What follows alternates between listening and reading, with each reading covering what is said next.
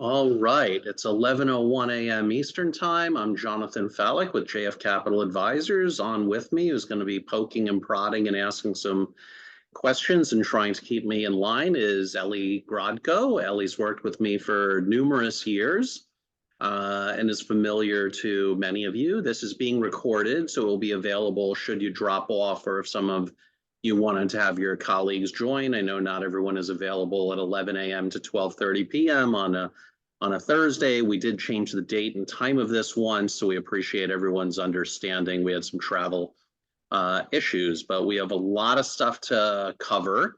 And Ellie, let's jump into it. Take it away. Okay, first I just want to say also thank everybody for joining. If you have any questions along the way, if I say something that doesn't make sense or you think doesn't make sense or want to ask Jonathan a question and anything he says, please feel free to type it below in the Q&A and we will try to get to it at the end. Okay, kicking off, Jonathan, let's first talk about 2024. Obviously, it's February 1st, just past January. Looking back at 2023, very interesting year in the hospitality field, right? Most markets continue to recover from COVID. Business travel started coming back. ADRs, generally speaking, went much higher. How should people be thinking about ADR and occupancy growth in 2024? Fairly muted. And while 2023 was a good year, it wasn't a crazy growth year. We saw a lot of occupancy growth in 2022. So the year-on-year occupancy growth has not been that high. There was some, and it was market specific. So there were some markets that were much slower to recover, markets like New York City, which in 2022 were still really struggling, and in 2023, we're bouncing back quite aggressively. And maybe later we'll talk about some of the reasons specific to New York City. Similar with ADR, there was some continued ADR growth, but a lot of the markets had already caught up in 2022, and in fact, in certain resort markets, 2023 ADR dropped because 2022 had a lot of COVID-related travel still and saw record highs. There weren't as many Americans traveling abroad. Cruise lines were not fully back. Not all destinations were fully open and fully welcoming. Some still had lingering mask-related issues, and inbound international travel still required in 2022, proof of COVID vaccinations, and that came off in the middle of the year in 2023. So 23 was kind of a good year, but you're seeing a lot of markets really sort of stabilize from a RevPAR perspective, where there will continue to be a little bit of occupancy growth nationally, and some ADR growth, but more along the lines of what we see in a typical non-COVID, non-crazy year or environment. Gotcha. And looking at most of the research providers that we follow, that we cover, they're expecting RevPAR growth between 2.5% and 4% up in 2024. Given what you're seeing in your experience and obviously what you just spoke about, does that surprise you at all? And what do you think are the major headwinds and tailwinds that might meaningfully impact these forecasts? So nationally in 2023, we were at about 63% occupancy, when historic previous highs pre-COVID were, roughly 65.5%. So, the industry sort of calling for us to get to 64% nationally this coming year. And one of the issues is our base of hotel rooms keeps exploding. So there's been more and more supply, and there's a greater introduction percentage-wise of new hotel room supply at the lower ADR, at a lower range of ADR on the spectrum. There's not as much luxury development. Luxury is a relatively small component upper upscale is difficult to figure out how to develop right now. So you've seen a big explosion in upscale, in upper mid-scale, and they by definition are cheaper product.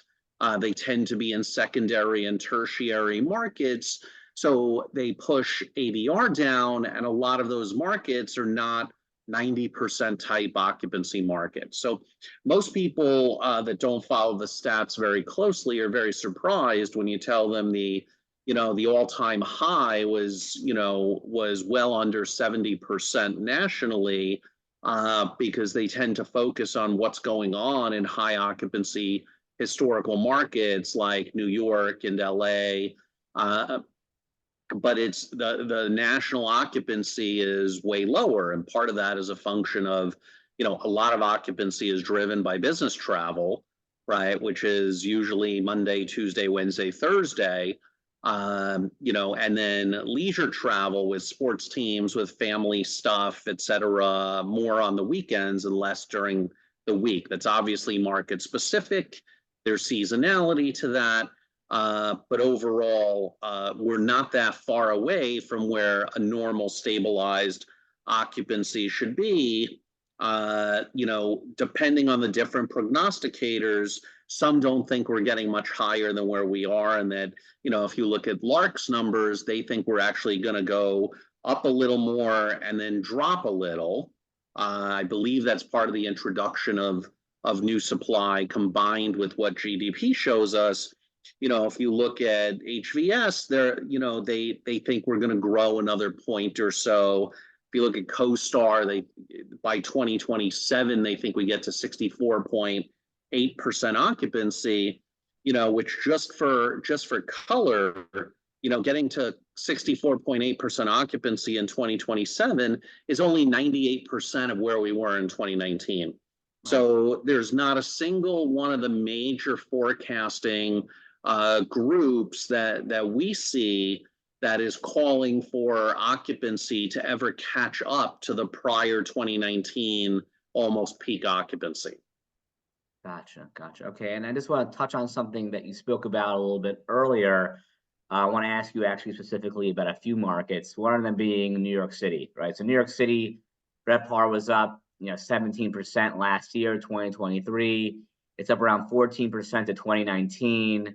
CoStar has RevPAR growth of 4%, driven almost entirely by occupancy in 2024. Just wanted to get your opinion on that market.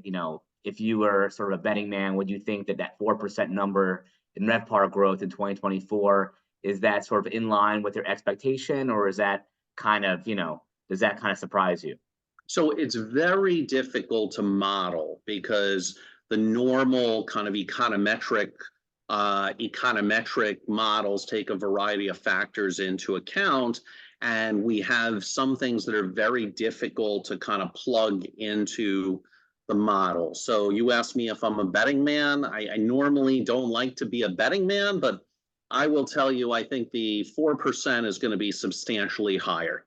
And I'm going to tell you a few of the reasons why. Number one, and by the way, I think it's going to be higher not just in 2024, but also in 25 and 26.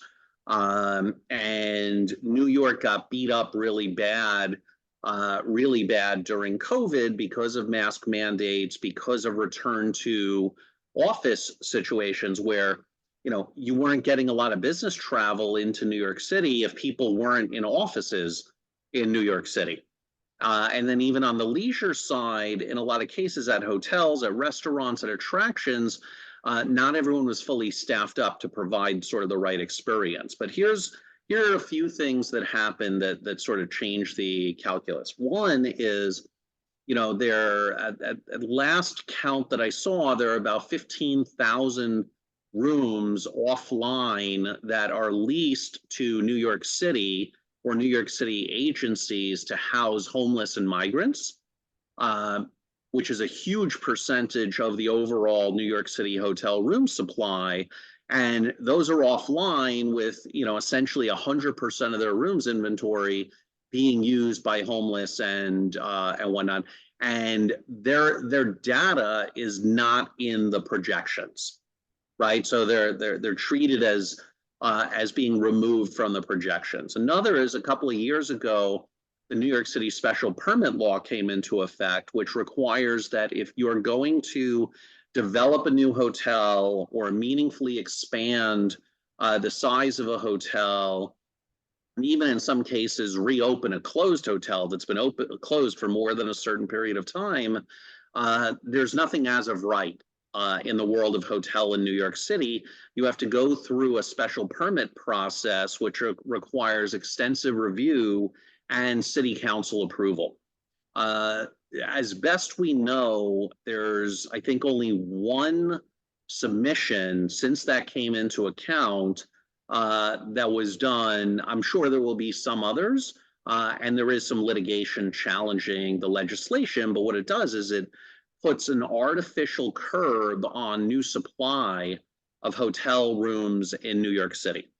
And the next thing that is very, very meaningful is New York City finally passed a law restricting almost 90% of the Airbnbs that were there in New York City, which had a meaningful impact on both occupancy and rate. It impacted sellout dates, it impacted the ability to yield higher ADRs, and it essentially made it illegal to have Airbnb rentals for under 30 days unless the host was there in the unit.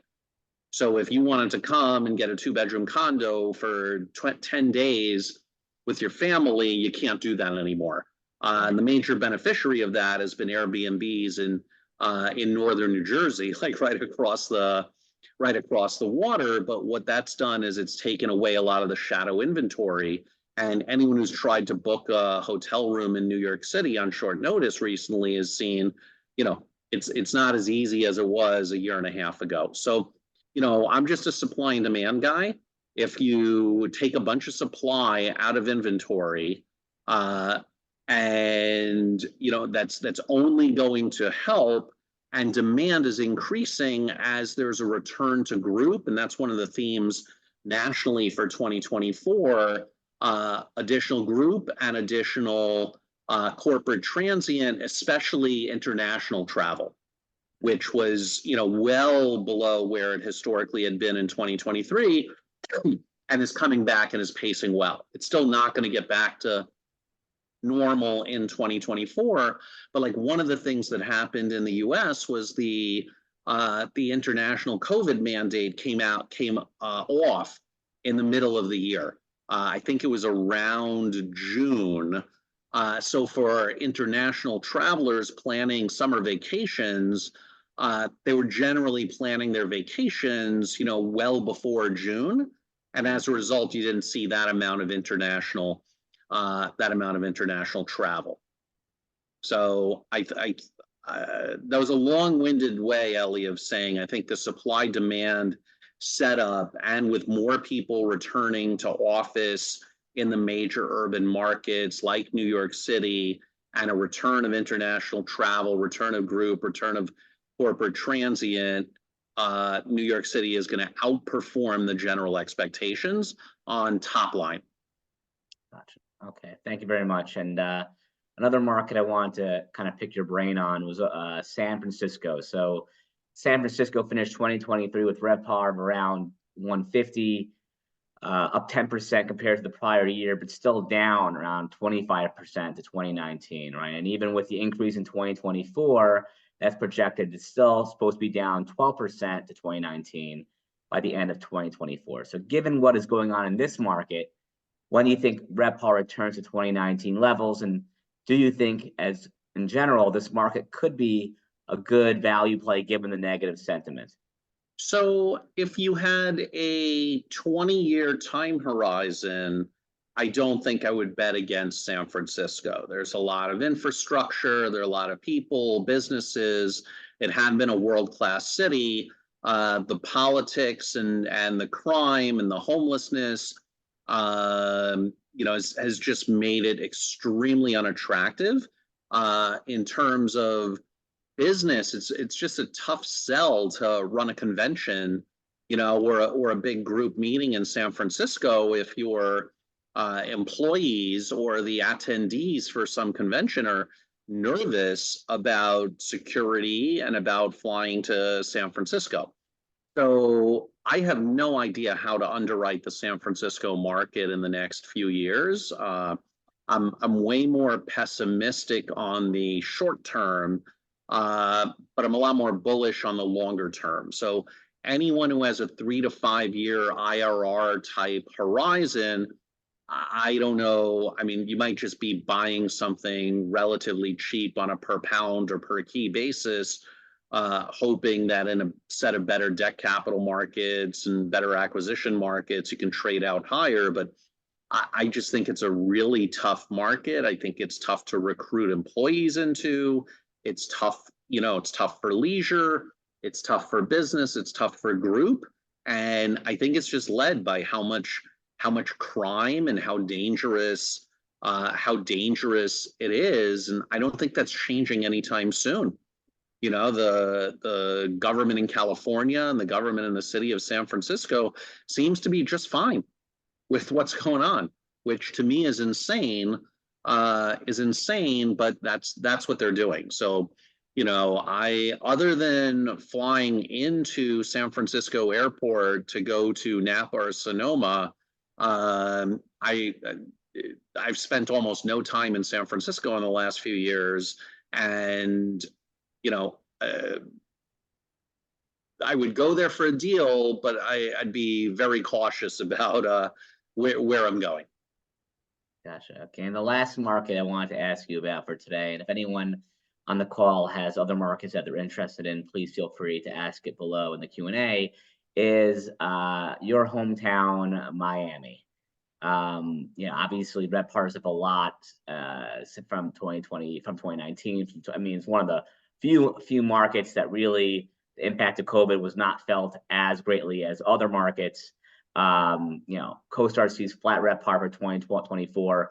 What is your general feeling about this market in terms of either putting fresh capital in, as well as just general performance trends, given how strong this market has been the last couple of years?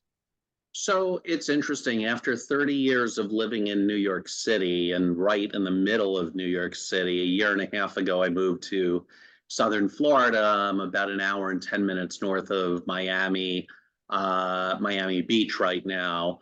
I'm there regularly. I was in Brickell yesterday. So when you talk about Miami, it's a little tricky because there are numerous submarkets that perform at different levels, right? On Miami Beach itself, there's very little office, and not a lot of corporate transient travel, but there is group, coming for meetings and retreats, and there's a lot of leisure transient travel.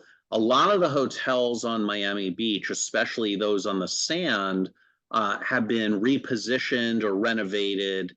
So not a lot of new room supply on the beach in Miami, but much higher price point.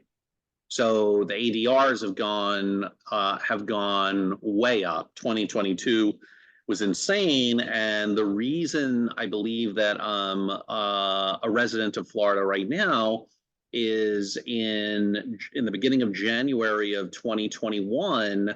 I was sitting in Union Square in New York City, and it was snowing and it was miserable outside. And I convinced my wife that we should go to Miami for half a year.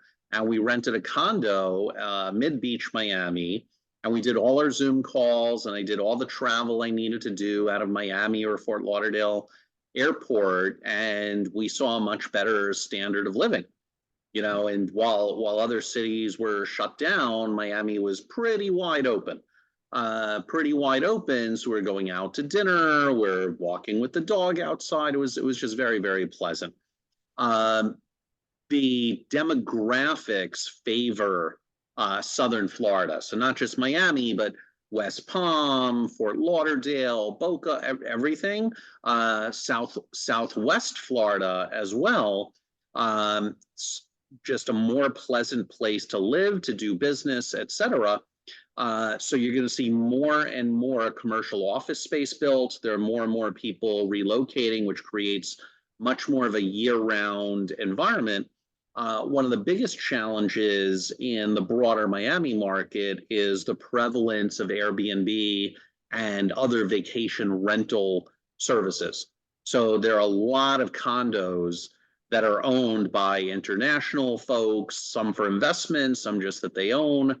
There are people that have bought condos and developed buildings specifically for Airbnb or VRBO or similar usage. So there, in addition to the hotel room supply, there's a substantial amount of shadow supply that comes online and is very competitive.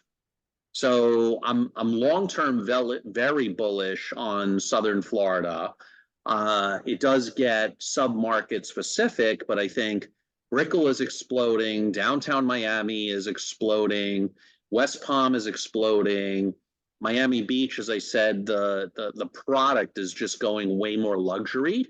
So there are a lot of people that are priced out of, hotels on the beach, and there are plenty of other hotels that are off the beach, off the sand, and and are being developed elsewhere that are not that far away from Miami Beach. So I'm very bullish on Southern Florida, and it really has nothing to do with the fact that I'm a Florida resident now. It has to do with supply and demand.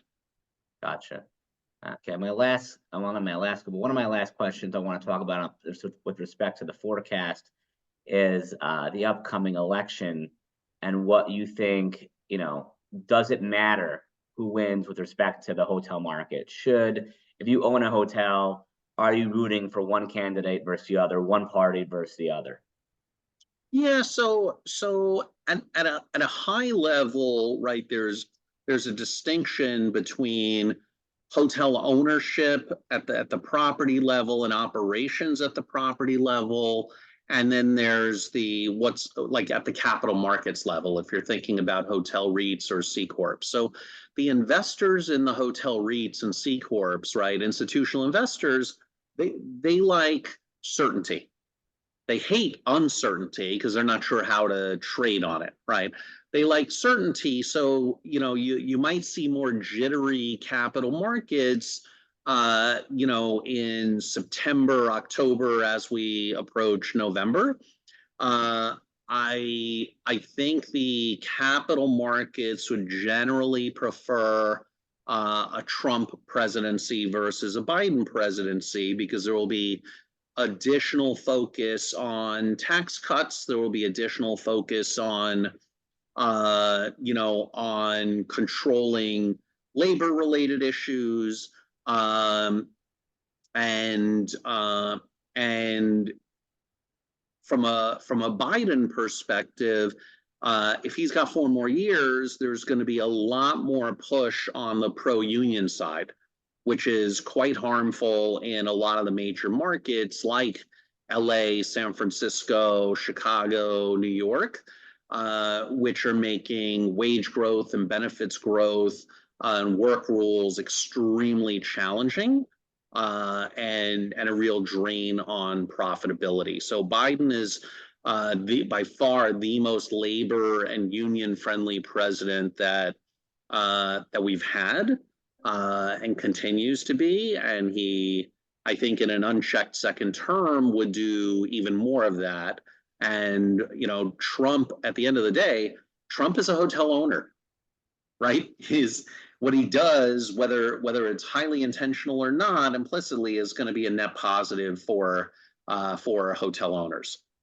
But at the end of the day, I think it really comes down to, if you're in a non-union market, not that big of a difference, but the certainty is a good thing.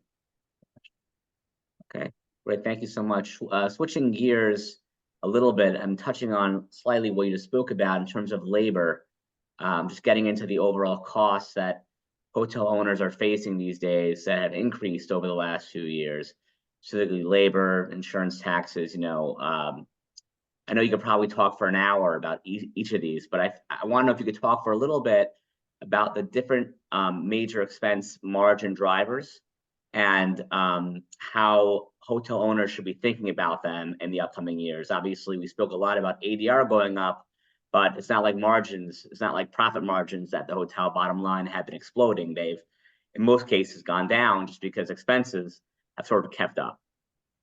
So I can speak for a long time about each one of these topics. So, in a historical, over a longer period of time, historical RevPAR growth was about 3% a year, right? Different cycles, moves a little differently, but historically about 3% a year, and that's kind of close. You probably needed about 2.7, 2.8 points of RevPAR growth to maintain constant EBITDA margins. So when you had higher growth, and this is a generalization, but when you had higher growth, you saw margins increase. When you have lower growth, you see margins like really, really struggle. One of the things that's going on right now and is not obvious on the face of the financial statements until you dig in is the recovery of non-rooms revenue in many cases has been stronger than the recovery currently in rooms revenue. And what I mean by that is if we're projecting 2.5% to 4% RevPAR growth across the industry, and that of course will vary by market, in a lot of cases we're seeing food and beverage revenue growth at a higher rate because group meetings were penalized harder. In some cases, a lot of hotels had deliberately muted their F&B offerings because they didn't have enough staffing, or or they were giving away more F&B packages to get the guest room sold. Now you're seeing an increase in food and beverage revenue, an increase in additional resort revenues, and various other non-rooms revenue. And the food and beverage revenue has a much lower profit margin than rooms revenue. So a well-performing hotel with outlets and meeting space might run 35 to 40% if it's doing well in a non-union environment, food and beverage margin with a lot of meeting space, whereas the rooms margin in a non-union hotel for a well-performing hotel is going to be around 75%. So when you look at how it blends down to EBITDA at the bottom, you're introducing lower margin incremental business in some cases at a higher rate than the rooms revenue, because rooms revenue is already about, like, a lot of the occupancy has already bounced back. Now some of it is switching from leisure transient to group, to corporate group, and in some cases leisure group.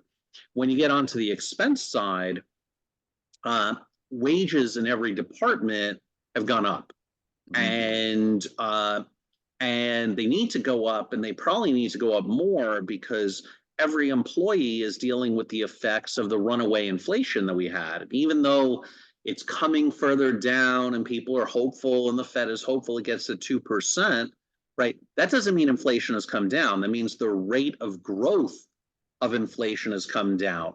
Right, the cost of a steak in the supermarket is much higher than it was, 2.5 years ago or 3 years ago. The cost of eggs, the cost of bread, of milk, of whatever, because the prices went up with the huge inflationary growth we had for a few years. Now we're going to grow at a lower, slightly more normalized rate off a higher base. So in many cases, wages, just pure pay has not grown at that same level. And you're seeing a lot of push in different markets for minimum wages to go up. There's a lot of push within the Biden administration and the Democrat Party for a minimum $15 minimum wage nationally. And you have some markets, I believe in California, fast food workers are going to like a $20 minimum wage. Well, number one, that's a lot of workers. And number two, everyone else is going to either have to pay that or pay close to it, or they're going to lose people in their hotel that were getting $14 an hour, $15, $16 an hour to McDonald's and Burger King and In-N-Out Burger. And everything along the curve has to shift up. If you're paying the most junior person that, then the next in line, right, is getting, whether it's commensurate, proportionate raise or not. So there's pressure to push wages higher. The union contracts in the major markets that are going to get renegotiated will undoubtedly go higher, right? So the New York City Hotel Union contract, I think, renews or matures in June of 2026.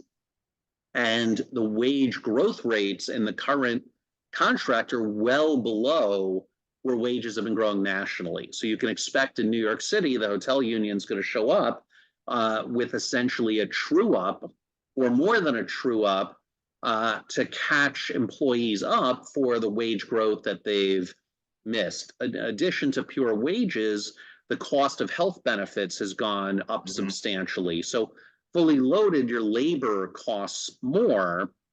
In a full service hotel, you have a lot of labor. Even in a limited service hotel, you have a good amount of labor. Then when you roll down past labor and benefits, and by the way, health insurance benefits are much more costly. Then you kind of scroll down. The other huge items to really focus on are property taxes, where a lot of municipalities reined in their valuations or provided relief during the COVID years. Now they're seeing a return of RevPAR. They're seeing higher ADRs, and they're going to be assessing higher and higher, right? So property taxes are going to grow. The municipalities have needs. And at the end of the day, hotels don't vote, right? The fact that hotels don't vote makes it much easier to raise valuations and tax assessments on hotels versus individuals. And then property and casualty insurance, premiums have gone up substantially, and even in some cases, very difficult to find coverage, but there are certain markets that are more prone to hurricane and flooding and wind and fire. And you saw a bunch of natural disasters and insurance companies taking a beating this past year. Fires in Maui, various hurricane damage, wind damage, flood damage. So in a lot of cases, insurers don't want to provide insurance. In some cases, insurance premiums, if you can get the same exact coverage, are doubling. And in other cases, there are certain coverages that are not available, and owners and borrowers are facing issues where their loan agreements require certain types of coverage in certain amounts, and it may or may not be available. So that's creating issues. All of these things create huge headwinds for EBITDA margin growth, and they're largely uncontrollable. So given all that, do you anticipate margins, 24, 25, 26? Do you anticipate margins to continue to kind of creep down, or do you anticipate that, owners will be able to increase ADRs to a point where they can, kind of keep things even, keep things sane? So it's an interesting question, and I didn't think of this till just now, but what popped into my head is one of the scenes from The Big Bang Theory where Penny is like stretched for cash. She needs money. She's talking to Sheldon about it, and Sheldon's like, I have money, and and she keeps saying, I need money to pay this bill and that bill and this bill. And Sheldon says, I think you could solve all your problems by getting more money. So, it would be nice if we could solve all our problems by just getting a, 30% higher ADR. But the ADR is driven by what the market's willing to pay. Right. So you can do things to manipulate it a little, push higher, not push higher, but it's somewhat out of your control. I think margins for the most part are going to be relatively flat. Again, there are different situations where people are changing their mix of business or they're implementing new asset management strategies. So there will be some outliers, but by and large, margins, I don't think are going to expand that much. Some of the research analysts think they're going to fall. And if you look at the entirety of the Wall Street sell side research analyst community and what they think for the hotel REITs, they think that overall there's very minimal EBITDA growth from 23 to 24 to 25. Right? It looks very, very minimal. And in some cases, there's actually a reduction in EBITDA margin, even though the revenue is growing somewhat. Now, Gotcha. the C corps are a totally different story. They're on fire, and their revenue growth is great. Their net unit growth, both Hilton and Marriott sort of pre-reported, and they have, unit growth like 4 or 5%, which includes a whole bunch of conversions as well as new builds, and good unit growth internationally as well as domestically. Though a lot of it is at the lower chain scales. A lot is at the lower chain scales, and they keep introducing new brands that are designed for lower chain scales. So they're going to grow, and with the franchise and management model that the C corps have, the incremental revenue has a tremendous flow through to incremental EBITDA. So we're expecting EBITDA growth in the C corps, but relatively flat in the REITs. One of the ways they'll do a little bit better is they'll likely exit out of their lower tier assets that have poor EBITDA margins, make it someone else's problem. So that will help a little bit on the margin. But again, as I said before, if you're increasing your banquet business a lot, and your golf business, and your restaurant and bar business, and your water sports business, those margins are much lower than the rooms margin. So it's just going to be difficult to grow with all the expense headwinds and the mix of business. Gotcha. So let's talk a little bit about the hotel REITs. You just brought them up. It looks like they trade for around 11 times 2024 EBITDA. Given where private transactions are taking place and the quality of the REIT portfolios today, does this seem like a reasonable valuation? So there's a disconnect between the EBITDA-based valuations, EBITDA multiples, and kind of a real net asset value if you built up asset by asset. And as you know, but not everyone listening knows, for each of the hotel REITs, we produce our monthly trading comps analysis, but we actually ascribe a value to every single asset based on what we know publicly about those assets. And when you look at the entire hotel REIT sector, where it's trading on an enterprise value to EBITDA basis versus where we think the underlying asset value is, it's a roughly 21-22% discount, and that's weighted. There are some that are less, but there are a whole bunch that we think are trading well over 30% below their actual asset by asset valuation. And that's just a function of, would people pay more for an individual asset? And the hotel REITs themselves are trading in a fairly narrow band on an enterprise value to EBITDA basis, right? You see them trade much higher when interest rates are lower and debt is more plentiful. Now that interest rates are still pretty high and debt is more challenging, you see them trading roughly 11 times, right? And there's some variation within that, but as a group, about 11 times, which, if you go back through prior cycles when we had interest rates kind of where they are now, which we did in 2005, 6, and 7.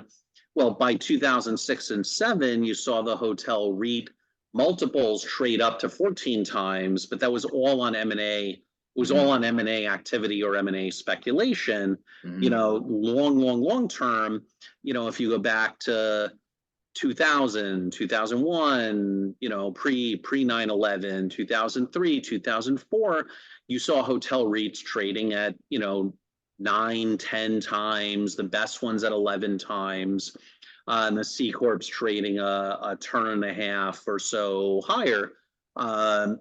And you see similar thing with interest rates and leverage levels and availability of debt where it is today. So it's, I think it's difficult to see a lot of EBITDA multiple growth until I think you'll see some, another turn or so, when interest rates, when the 30-day SOFR is no longer at 5.3% or 5.34%, but is at 3%. I don't Gotcha. think there's that much variability in the 10-year treasury, even though it's bopping around a little. I think it should long-term settle at about 4%, and that's where it seems to be hovering now. But when shorter term rates are down and when banks are lending more freely, I think you see an increase of about a turn in multiples. But the reason they got much higher than that historically was M&A speculation, right? There was really no reason for a hotel REIT to otherwise be trading, or the whole sector to be trading at 14 times EBITDA. Right. You just mentioned that historically the C corps are traded a turn and a half, 2 turns above REITs, and I think recently, per our latest comps package, it looks like the C corps are trading well above those, especially Hilton and Marriott, which are hitting. If you look at all the percentage of current stock prices over their 52-week highs, they're all, I shouldn't say they're all, but mostly hotel C corps are at their 52-week highs, are meeting their 52-week highs. Do you think the valuation on the C corp side makes sense, and do you expect the multiples for these companies to continue to expand? I don't think the multiples will continue to expand, but I think they're high because they've demonstrated the ability to grow both domestically and internationally. And internationally, there's way more opportunity. So the percentage of branded hotels when you go to international markets is much lower than in the US market. You have a lot more independence. So if you look at the EBITDA growth projections for Marriott, Hilton, IHG, Wyndham, et cetera, their growth prospects and in terms of EBITDA are substantially higher than what you're seeing with the hotel REITs. And they have a lot less debt. So measured on a debt to EBITDA basis or debt to enterprise value basis, they're much lower levered. So they're not being burdened as much by the debt capital markets and cost of debt capital.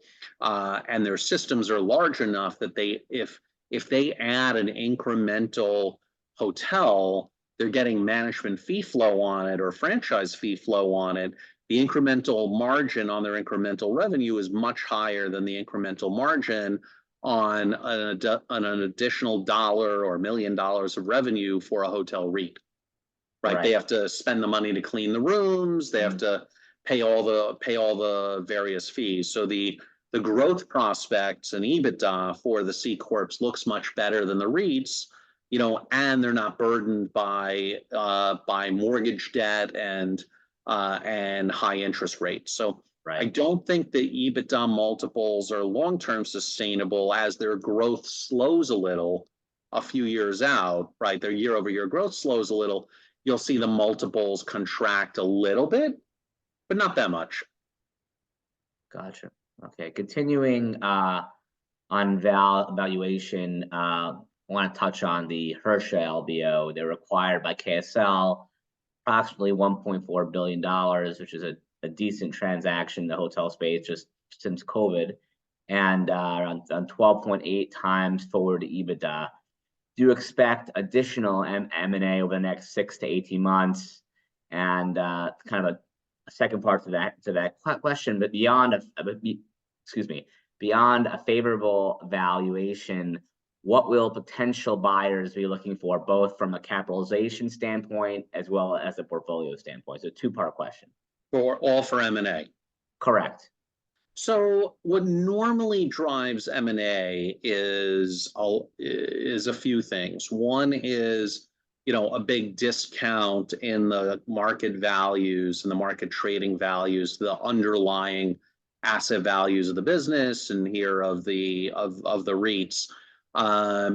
So that there's a check the box there, right? The REITs on a breakup valuation and asset by asset valuation are higher than the enterprise values, and the publicly traded enterprise values are burdened by a big G&A expense. So a lot of the hotel REITs are relatively small, and I say that relative to the other real estate asset classes. So if you look at the average size of an office REIT or multifamily REIT or retail REIT that trades publicly, hotel REIT equity market caps and enterprise values tend to be smaller. Mhm. While we spend a lot of time on them, the hotel REITs make up a relatively small percentage of the overall U.S. hotel industry and landscape. But the first condition that there's a discount to NAV is there. What then people look to is the availability of debt financing, how much leverage, right, can a buyer get and at what cost? And the amount of leverage is still constrained and the cost is still quite high. So a traditional LBO, if you don't really look at meaningful EBITDA growth in the underlying assets, very meaningful, more than projected currently, if you don't have that, and just run your 5-year IRR model, you're not going to, and I know this because we did it for every single one of the hotel REITs. If you plug in sort of market clearing debt financing assumptions, even aggressive growth and a premium to the current share prices, you don't get an attractive IRR. Mhm. So you get there if you end up doing some financial engineering, and even if you're starting with a certain debt structure in place, that as interest rates come down and leverage levels may go up, you're going to be refinancing and you're going to be selling off hunks of the assets, to reduce your basis. So try to sell off some either jewels or some underperformers, and rationalize the portfolio. So I expect in the next 6 to 18 months, there should be like 1 to 2 more M&A transactions. A lot of companies will get looked at. Some of the hotel REITs, are very are in theory very easy to buy. They don't have a lot of existing debt complications. They don't have huge portfolios. So you can get your arms around them. But by and large, most of the REIT teams don't want to sell. They think they're undervalued. They don't want to sell at a discount, so the premium has to be pretty large.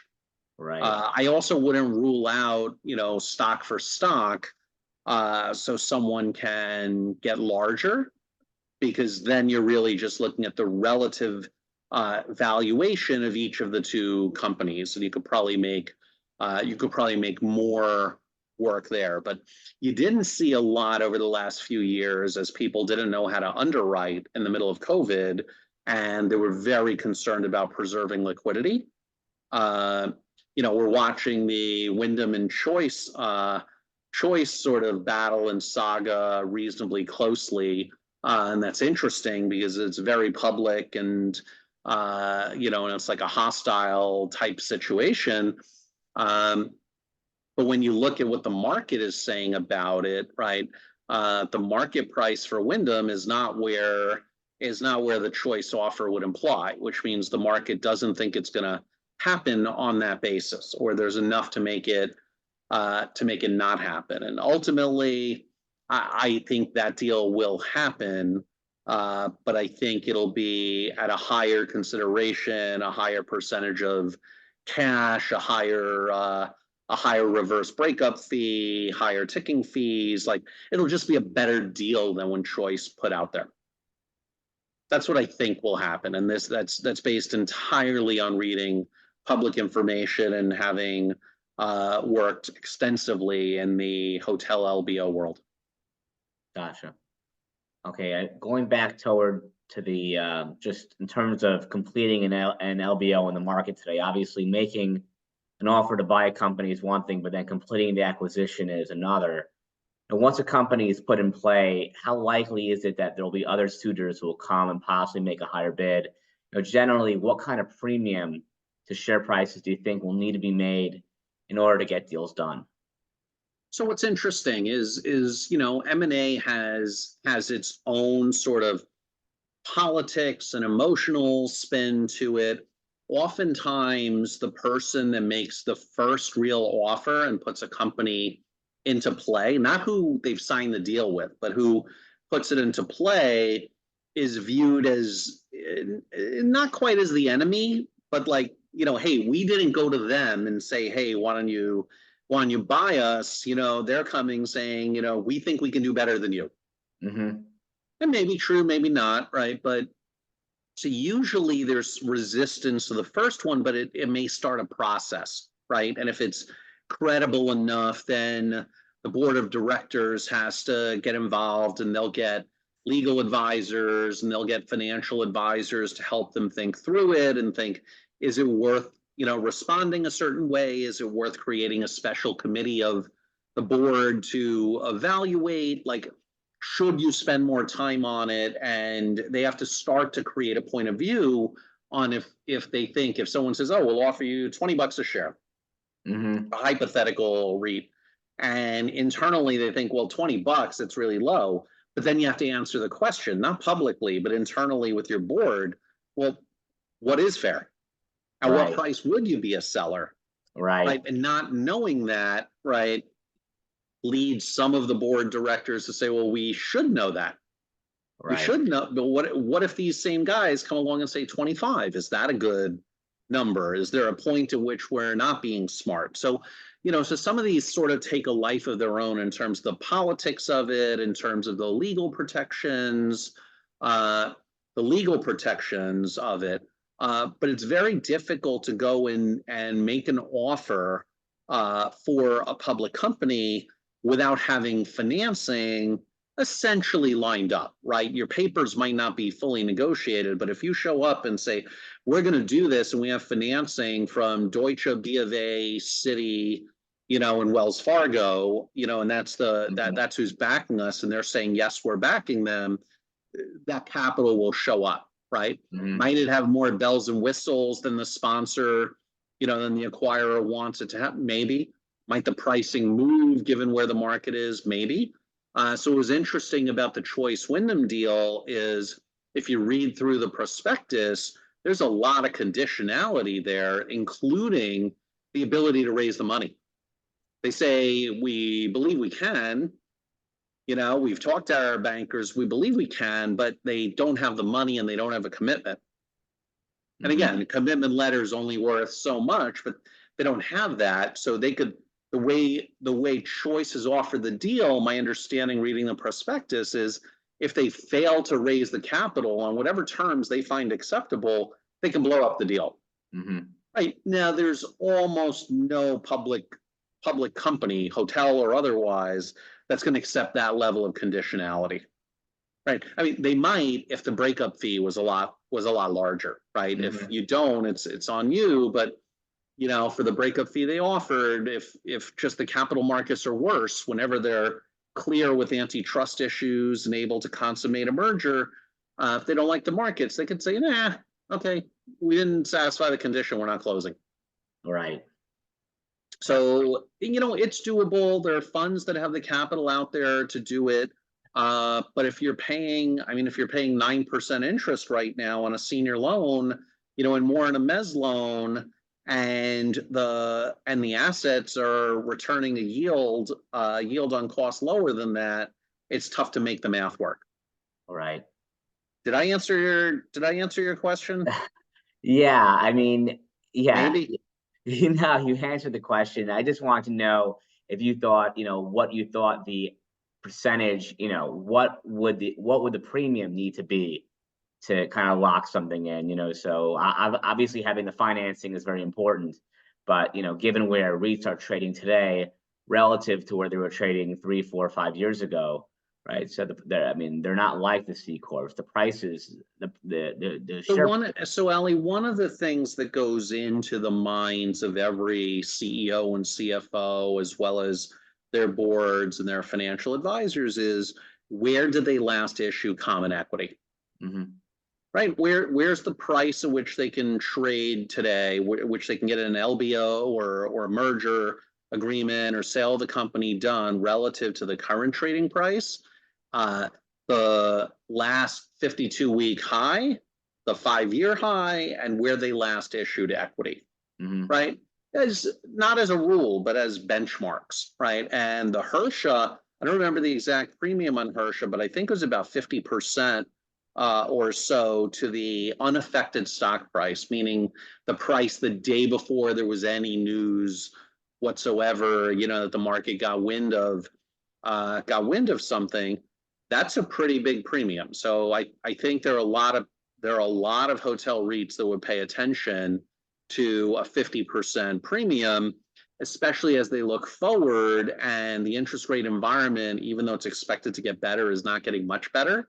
As we talked about before, RevPAR growth is not going to be explosive in the industry, and EBITDA margins will be challenging.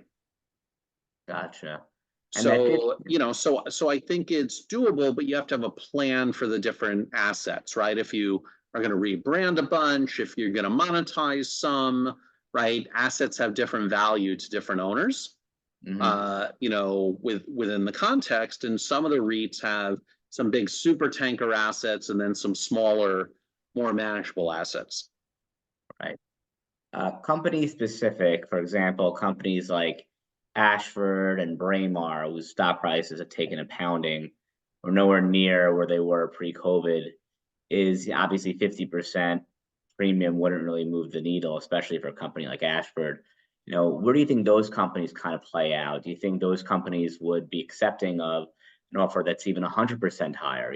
So if Braemar's So the challenge with both Ashford and Braemar is in addition to high debt loads, they have a lot of preferred stock.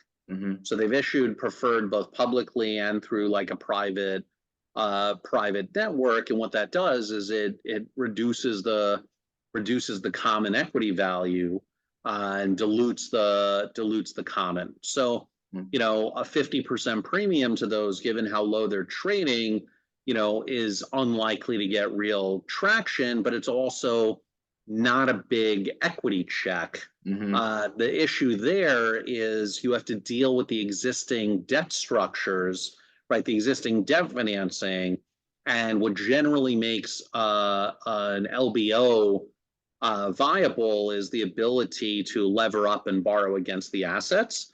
So if you have a bunch of non-prepayable debt or big penalties to repay debt, and in some cases where you couldn't replace the existing leverage and or the existing cost of that debt. So if any fixed rate loan that was issued 5 years ago or 4 years ago or even 3 years ago is going to have a much lower interest rate than if you went and issued that same exact proceeds amount in new CMBS debt or mortgage debt today. So it's difficult because you can't just buy those, assuming the debt is not so easy. In some cases, it's doable, but it's time consuming, and then you have to try to put mezzanine debt behind it. So those are tricky acquisitions to do. And then Ashford and Braemar are very different portfolios, right? Braemar has primarily a luxury, well into luxury plus kind of portfolio, and is a much smaller enterprise value company than Ashford Hospitality Trust. But it's just very difficult if the company's already levered, right? How much more leverage are you going to put on it? Right. Okay, you touched briefly on sort of interest rates. I want to kind of ask you for your outlook. SOFR currently is around 5.3%. It's expected to decrease over the next year to around 3.5, 3.3, which is obviously massive. I just wanted to get your thoughts on the future movement of the interest rates. Do you anticipate the decrease in rates to be as violent as research providers suggest? And do you think that the decrease will open up the refi markets and the acquisition markets? So the debt capital markets have improved somewhat just because people are accepting the reality, and there's a high level of conviction that the Fed is not raising rates anymore. And while there was hope at the most recent Fed meeting that they would signal a rate cut, they didn't yet. So the conventional wisdom right now is that you'll see the first rate cut in May, and they'll continuously cut rates for the next year and a half or so. Do I know any more than the forward yield curve? Not really. Do I think it makes sense that 30-day SOFR comes from 5.3% or 5.34%? down to closer to 3 in a few years? Yes. But what I would point out is before the Fed started raising rates, 30-day SOFR was well under 25 basis points, so well under 0.25%. So we'll still be almost 300 basis points or 3 points higher, 3 points higher than it was. Plug that into any model that you had or did in 2019, or anything pre-COVID, and that's going to have a depressing impact on your results. It has to have an impact on both current and future exit cap rates because the cost of debt is just higher. The 10-year Treasury is flip-flopping around, and I think 4% is the right zone. So do I think it'll go roughly in line with where the market is? Yeah, but when do I think debt markets open up a lot more is when the first rate cut happens, because then they actually feel that downward momentum. I think the biggest challenge that lenders are having right now is no longer specific to hotel. They have office loans on their books. They have suburban retail loans on their books. In New York City, they have rent stabilized multifamily loans on their books, and those are all deeply impaired. Right. The asset values are impaired, and they're impaired. So you have a lot of lenders who think hotel is fine and is still recovering, and at a certain basis they like it, but they're full up on their office portfolio. They're full up on their retail portfolio. They've got multifamily, and there's not a lot of free available capital to make new hotel loans, and existing loans aren't getting paid off at the same velocity that they otherwise would, because replacing a loan that has a low fixed rate coupon, even if you replace it with a new fixed rate coupon, it's going to be higher. There's almost no one who's replacing a loan, that was made more than 2 years ago with a lower coupon.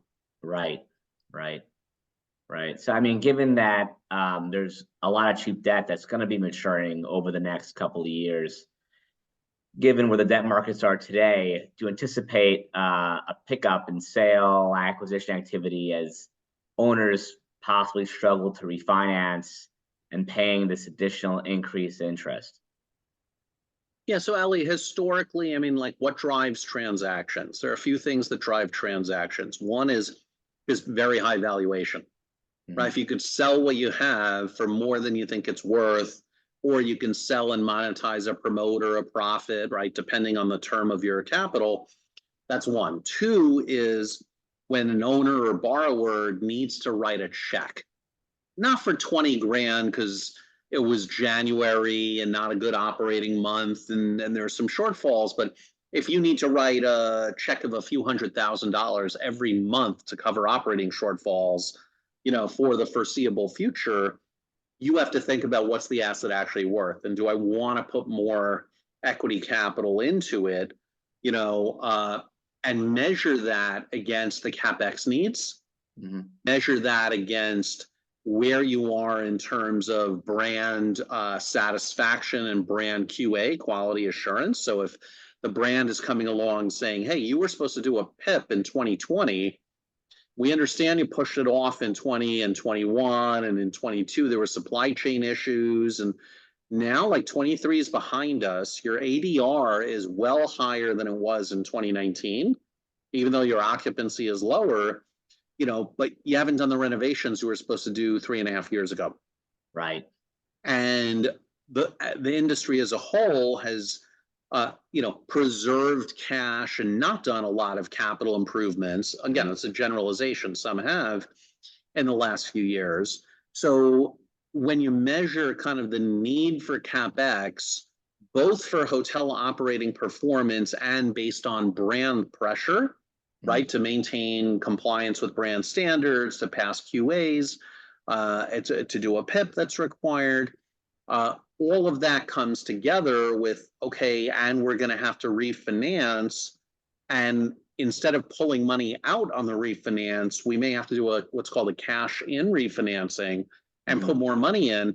Mhm. well, gee, I don't know about that. Right.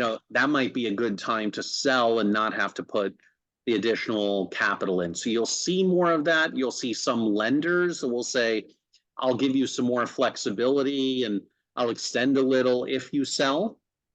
And you'll see some lenders that, start a foreclosure process and start to sell the notes. And I think you'll see more note sales than you had before, but I think you'll see more sales volume. It'll continue to tick up. I don't think it's open the flood doors, open the floodgates, but there will be more as the debt markets continuously get a little better and a little better and a little better, as performance in certain markets continues to stabilize and you feel sort of okay about it. And some people are going to come along and say, I'm willing to own at this basis. And a lot of owners and borrowers are not going to have that much choice. Okay. My last question before I open it up to questions, because we do have some questions and I want to leave some time for those. Okay. Is there something that you think that people are, let's say, not as focused on today in the world of hospitality, that is something that later on, maybe in a year or two, it's going to come more into focus? Obviously, we hear a lot about interest rates and ADRs, and those are sort of like the big topics today. But is there So something in your it's a good question, and it's my answer is a follow up to the discussion we are just having. I think what's vastly misunderstood, and even though by those that do understand it, is just not talked about, is we underwrite in the hotel industry for equity for debt with a 4% FF&E reserve for almost all asset types and a 5% FF&E reserve for luxury hotels. And that's of revenue that in theory is supposed to be put in a reserve for FF&E replacement. Over time, the definition in loan documents and JV documents of what FF&E covers includes technology and roofs and mechanical systems and boilers and chillers, whereas FF&E is furniture, fixtures, and equipment. So 4 to 5% is roughly okay if you're using it just for replacement of furnitures and fixtures and some basic equipment, not mechanical equipment. But if you're dipping into that, right, to spend money on roofs and elevators and HVAC systems and new technology systems in the property, 4 to 5% doesn't cut it.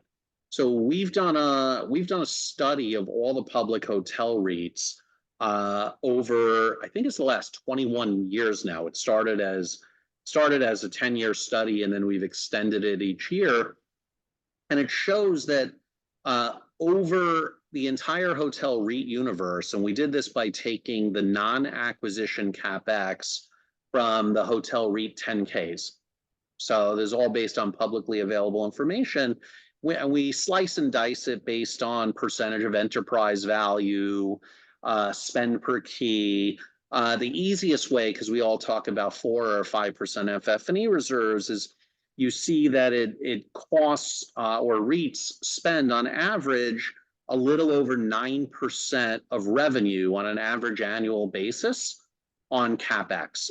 So that's FF&E and other CapEx, but not acquisition CapEx, right? Not the purchase price of an asset. And when you look at that, you're like, how could they spend 9% each year? They don't, right? When they do a big renovation, they're spending 50% of revenue in 1 year, and they're spending 2% or 2.5% the next year. So I think the biggest thing that's overlooked is, what capital hogs hotels are, especially relative to other asset classes, because they get more wear and tear. If they're branded, especially, the brands have new standards that come out that you have to adhere to, if not immediately, over some phased in period of time. And then 9% is an average, but you see the limited service REITs cluster there, the full service REITs cluster there. And what I would point out is, if you're focused on the luxury sector, 9% doesn't do it. It's probably more like 15 or 16% on average, because the luxury hotels get things refreshed much more. Carpet doesn't last as long, right? It starts to fray, and Four Seasons or Ritz-Carlton are replacing the carpet.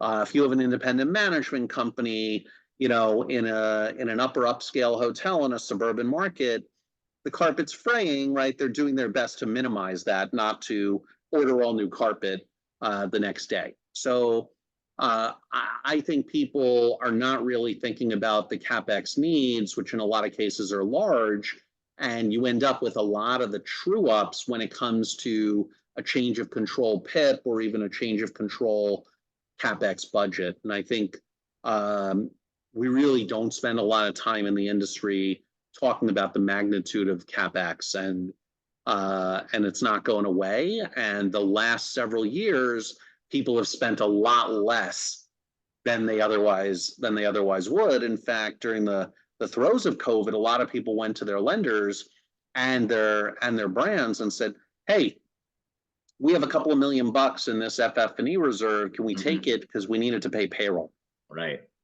And they were told, "Okay, you could do that, but you have to replenish it by a certain period of time." Some did replenish, some did not, right? But that money was supposed to be there building up, for when they need to do the renovations. And a lot of people don't have sufficient built up reserves. So going into, and usually in a good set of debt markets, the answer to that is, oh, let's borrow more money and we'll fund the CapEx that we need. In this environment, you may not be able to borrow more money. You may be struggling to just replace the existing amount of debt, and the new lender is going to want to make sure you have enough money to cover the PIP. Gotcha. All right, thank you. All right, so I'm going to open it up to the questions. We have a few questions that were asked. The first one is from anonymous attendee. Does not want to be known who is asking the question. Okay, let's see if I can figure out who it is based on what the question is. Do you think the law changes in Oregon recently highlighted in the recent Wall Street Journal article will make a difference in the downtown Portland market? I'm not familiar with the article. So I'm familiar with the article, and I'm familiar with the law changes and proposed law changes. It's the same concept, and I know who will ask the question. It's the same concept as San Francisco, right? You need the local elected officials to care. You need people to focus on return to office, because if people are in offices, the downtown cores get more police coverage, more security, there's more vibrancy, right? It's all kind of circular. And what I think, not just in Oregon, but in a lot of markets, though, tell owners and their associations need to get way, way, way stronger, right? They employ a lot of people, they spend a lot of money, they pay a lot in taxes, they generate a lot in sales taxes, occupancy taxes, and they should be like super aggressive with the local elected officials and all of their support, pushing and poking for, safe downtowns, no crime visible on the streets, where they don't need PR campaigns to say, oh, this area is safe or this hotel is safe. It's just understood. This is a great place to visit, and you can come with your kids and your family, whether it's a downtown or a suburban market. But we in the hotel industry are very wimpy as a group when it comes to pushing on elected officials. And what we see is, like, the labor unions are not. The people, and some of it is a function of we're really focused on doing our jobs day to day. And a lot of the people that speak the loudest don't have jobs, so they have more time to stand around and yell and shout and scream. But we should scream louder with the dollars, with the spend, with the scope of employment, with the level of businesses. So Oregon, Portland, San Francisco will get better, but you need leadership to step up in the municipalities, but also in the business community. Gotcha. Okay, another question which we touched on earlier on in our conversation. While revenues are up post-pandemic, how are the hotel owners holding up on expenses, especially payroll, insurance, and other sensitive line items? We kind of touched on this earlier, but just from a hotel owner perspective, I guess, how are hotel owners looking at these and sort of figuring out how to still make money? It's tough, right? I mean, if you look at the 2023 EBITDA for each of the public hotel REITs, we have a lot of data points in private, in private properties, just based obviously on our business and what we do and who we interact with. But so some of those we can't talk to. But if you look at 2023, on average, the hotel REITs generated 90.3% of the EBITDA they generated in 2019. And that's on a pro forma basis. So pro forma or adjusted for acquisitions or dispositions that they've done. So, we think the market is somewhat recovered and they're at 90.3%. In 2024, that's expected to go to 91.5% of the 2019 EBITDA. Mm-hmm. So, that's not great. I mean, it's not the end of the world. We're down 10% in EBITDA to where we were in 2019 on a nominal dollar basis, right? So that's with inflation. If you adjusted that for CPI, right, for CPI growth, you would find, we're probably like 80% of 2019 EBITDA. That's not a great or full recovery. We're pounding our chest saying like, oh, RevPAR is like almost back. RevPAR is only kind of a couple of points below, RevPAR. RevPAR is above where we were in 2019 on a real basis, adjusted for inflation. And STR just put out this data. I think they put it out at Alice, but it's out in print. STR says in 2023, on a real RevPAR index basis measured against 2019, RevPAR is down 4.9% when you take out inflation to 2019. In 2024, they think it'll be down 3.5%. In 2025, 2.1% down. And in 2026, down 1%. So adjusted for inflation, STR and CoStar don't think we're getting back, to a true 2019 number adjusted for inflation until like 2027. Okay, thank you. So, and that's again a generalization for the entire industry. There are plenty of owners that are smart and clever and figuring out how to make do with, with less staffing, how to add some rooms, how to add different amenities, add different fees, but at the end of the day, while technology helps with operations, it harms hotels in terms of the ability to use an Airbnb or VRBO and go to something other than a hotel, the ability to, use certain apps that will tell you who's got the absolute lowest price, the use of Expedia or Booking or other OTAs, where they're scraping anywhere between 11% and 24% of the room rate before the hotel gets their take.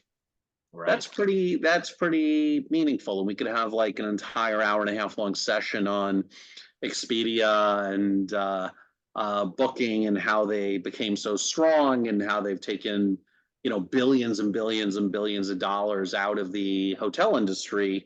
That's probably with like a heavy glass of scotch and a different webinar. Okay. Next question is, how difficult is it to develop a non-union hotel in New York City? Today, you must go through the special permit process. And just to give some perspective, the whole special permit process became law really for no reason. There was no specific reason for it.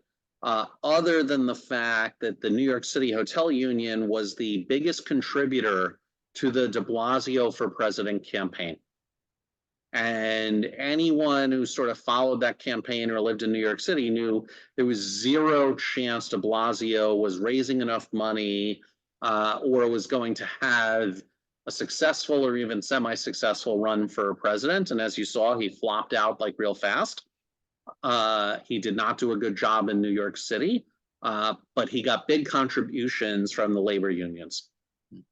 And what did he do in return? He passed the legislation they wanted. So it's virtually impossible to develop a hotel non-union because the city council isn't going to give you the special permit. Okay. Sorry, I wish it was an easier question than that. I just don't see it. Okay, and the last question is from me. Who do you like this year in the Super Bowl?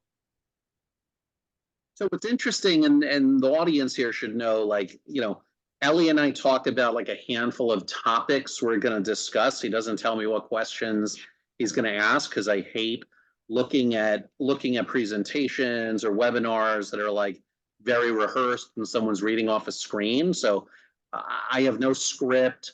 I have about 4 pieces of paper in front of me with a few numbers circled.